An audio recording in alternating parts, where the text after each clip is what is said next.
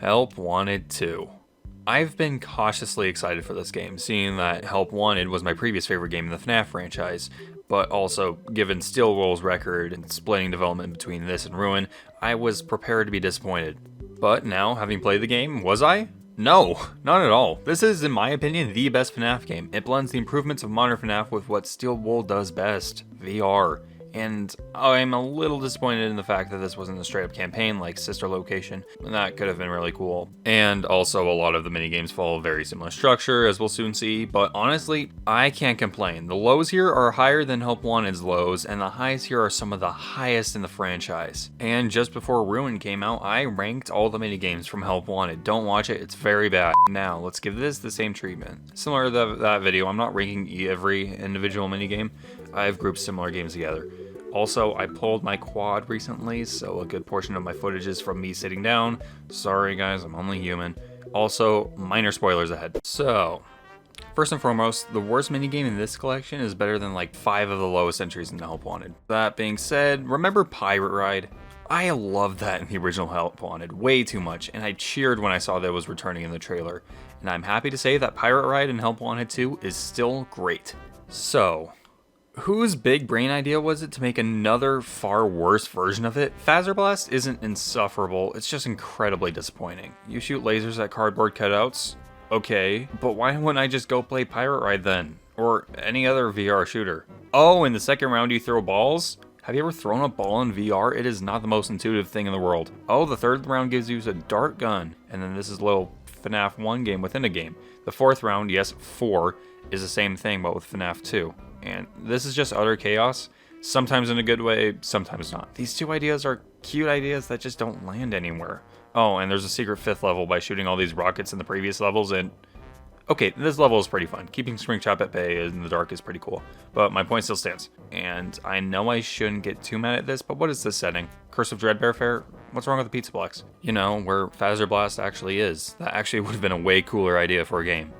But one thing this minigame does do right: you can shoot plush babies. This is my calling. Bonkabon. That may surprise you if you saw the last Help Wanted video. A whack-a-mole game that belongs in Pizza Sim seems right up my alley, right?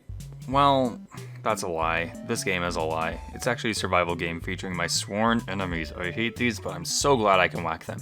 But if you don't whack them, you lose. If you don't get a high enough score, you also lose, but that was barely ever a problem.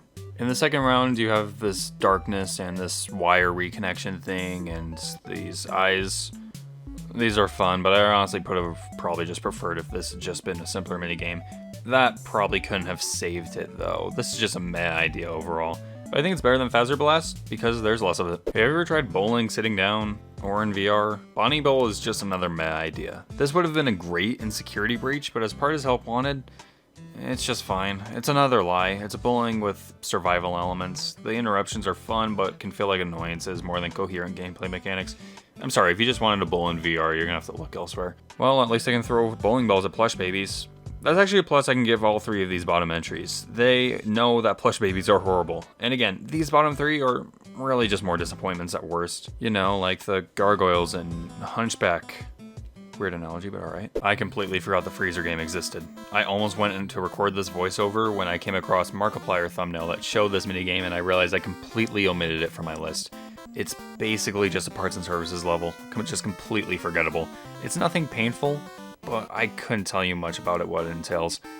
I guess a forgettable game is better than a painful one. In Sister Location, you make your way through Bellora's auditorium by moving towards a door, and not moving when she's near. It's a nice idea, save for the fact that it's all scripted. Bellora will come near you at the same intervals every time you play it. It's one of the only places in the FNAF franchise where more randomization would be a better thing. But it was addressed in Help Wanted 2's iteration of it. Here, we crawl on the ground for some reason, avoiding Bellora and her mini-arenas, all within a time limit. Bellora's movements are much more random, but not unfairly so, and the mini-arenas throw a well-needed wrench into what would otherwise be a lizard simulator. This is actually really fun. It's just really basic, and I do have one big problem with it, and that's the overall instruction. There's no clear indicator that you need to crawl to progress. I thought I was supposed to walk and the game was just broken, and there's no instructions for getting past Bellora. In Sister Location, Baby gave us very detailed instructions on how to get past her. Don't move when she's near, but that goes unmentioned here, and I can't imagine somebody who hasn't played one of the more iffy games of the franchise to know what to do. It is all just crawling on the ground at the end of the day, so I can't put it any higher. Princess Quest seemingly has a really unfair disadvantage. For starters, we need to acknowledge everything you need to do to unlock it. I'm not going to go into details because I want to make a video on the right and wrong ways to do secret endings in FNAF, but it is pretty absurd, and I very much recommend you use a guide rather than waste your time trying to do it yourself. But then, once we do unlock it, which took me hours, we start off literally by playing a Princess Quest arcade cabinet. This was both so disappointing and just feels like trash. If you have a quest, just use the controls on your controllers. It's so much better. But roughly halfway through the game, this happens. This actually made me jump, and then we get into real Princess Quest VR. And this is pretty fun. It's a simple hack and slash in VR, and that's not bad. This was really enjoyable, though I don't get the need to constantly teleport. Strangely, Help Wanted 2 just doesn't like free roam, which is weird because Help Wanted had a handful of these sections, but it did lead to a pretty cool ending that captures my interest for multiple reasons, both good and bad. So in the end, a horrible sequence of events that left a pretty good taste in my mouth. It might be wrong putting it above Ballora, which did not have insane unlock requirements or a disappointing first half, but I can appreciate the effort, I guess. So, Help Wanted 2 has a lot of games that follow a certain gameplay structure. Complete certain tasks within a time limit while keeping a threat at bay, or both. This isn't a bad thing. I actually prefer this style of FNAF over the survive till formula, and I even stated that this was how Mangle worked in Help Wanted, and that was my favorite game there. It's just everywhere here. While you can argue that the bottom 3 games on this list do follow this formula, I'd say the true weakest game of this caliber is Fizzy Faz. I'm not even quite sure how it works. The idea is that you're given an order of Fizzy Faz syrup to send up a tube. The syrup is made by these staff bots. That's not a problem on the first level, which is ultimately kind of boring. The second level, the staff bots will start needing breaks that you can give them. If they need a break, they'll stop making the syrup until after they finish the break you give them. And this is where my questions arise. If the staff bots stop making syrup at random, then there's no question whether or not you should give them a break. And it ultimately just screws over your order if they take too long. If the staff bots still made syrup up until you gave them a break, there would be a bigger emphasis on resource management, and it would also put the player in tight spots, needing to put the bots on breaks right before riots. And the third level adds a speed up mechanic, which works but isn't a winner, and a bunch of other mechanics that really just throw a wrench in the whole thing. With 4 levels, I kind of disliked it by the end, but it's really not the worst. I just wouldn't go back to it too soon. Endo Warehouse is weird. I feel like it's the only this high because there's only 1 level. You look at these cards and try to remember which ones match, and quickly match them while preventing these endos from getting close. They spawn at pretty much any time and can get insanely crowded. This level is hard, and misclicking is way too easy. And by the end of it, I was relieved in both a good and bad way. I think this is a really fun idea. It's just a little tricky, and having to redo it a couple times just may sour the experience, but looking at it now, I'd probably go back to it. DJ Music Man is fun, but kind of forgettable. The DJ gives you a sick 90s laser background for you to recreate, kind of like a game of Simon, and that's really it. You later have to use a fast cam to fend off these mini music men, but they are rarely a problem. You can control the deck with one hand and the camera with the other. That's it. I really wish I could say more. Oh, except that the huge DJ is terrifying in VR, like holy crap. The main office, the technical ending to the main game, is a mixed bag of beans. These are different iterations of Sister Location's Custom Night. The best ones are Ballora's and Fun Times. They are great if not a little broken. There's a lot of cameras you don't need to check due to how your game works in VR. You can see which doors some of the animatronics are coming from, so keeping track of Freddy, Ballora, and Bidybab is just kind of redundant. But I did really love the rush of keeping Foxy and Chico away, finding mini arenas, and closing the vent when the Bidybab started running towards me. The final level, Babies, is fun but a little long. It's a collection of 3 games. Hide and Seek, where you find plush babies on the camera, Red Light, Green Light, where you keep these 3 plush babies away, and a remake of Plush Babies.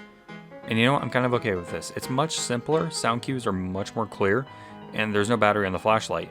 And that last scene was absolutely terrifying. And overall, it's pretty great. Except for Ennard. This is pointless. You can see Ennard coming for you from any entrance. This knocks the entire game below.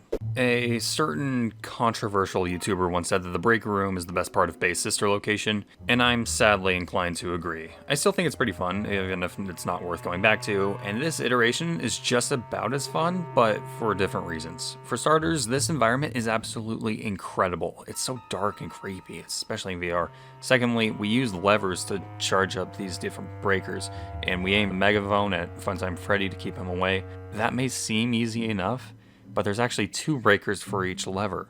This is because half of the breakers need 2 levers to be pulled to charge them, meaning you can't always have the megaphone in your second hand. This doesn't make it that much harder, but it makes it a whole lot more exciting, dashing to grab the megaphone at the last minute. Speaking of the last minute, Funtime Freddy kind of gives you a bit too much time to grab your megaphone once he gets to you. I'm not sure whether or not I like this. It's more forgiving, but maybe a little bit too much. I'll leave that up to you. Oh, and Yendo. He's not too easy, just harder to spot and much faster and much more terrifying. So, I just woke up with a sore throat. So if my recording from here on out sounds a little wonky, that's why. Makeup games are fun. Another game in the task-based category, you apply makeup and give costumes to staff bots and Roxy. Roxy's levels are cooler because you have to keep your eyes on her, which is just an awesome use of VR. And in the third level, we have this little walkie-talkie mechanic where we have to use this walkie-talkie to calm her down. This is probably the simplest and most basic of the task-based games, but that's not a bad thing. It's ultimately just really fun. Guys, they did it. They brought it back. I was so happy to say they brought Pirate Ride back. Everything that made the original great is here. The fun targets, the secrets, and the desire to get the highest score possible. It's great and so addicting. However, I think it's just a tad weaker than the original. The original was so snappy and taking you from area to area. Here though, the log ride goes by much slower. Granted, there's targets to shoot between each stop, but I kind of just preferred when it was just a little bit quicker. Also, the dark areas here have this Jacko-Moon thing, and it seems like he jump scares you way too early. I don't know, it just looks like there's so much more distance you can go before you lose. Also, why does Foxy sound depressed? And the real treasure was fresh all along. Okay, these final 4 are all very similar in concept, so ranking them was pretty hard because they all follow the task and survive formula. Again, not bad, it just makes them feel similar and harder to rank. And again, these are all better than Pirate Ride, so that's an accomplishment. That being said, Carousel. This game definitely is awesome for the first time, but has the least variety overall. Repairing this carousel while keeping an eye on Moondrop is exhilarating. That's it. It's hard to go back to just because it's overall pretty short, pretty easy, and seldom different. Heck, the second round is barely anything different. Again, for the first time, it's great, but it's not something to keep going back to. It's also shockingly similar to my real job. I once worked in fast food.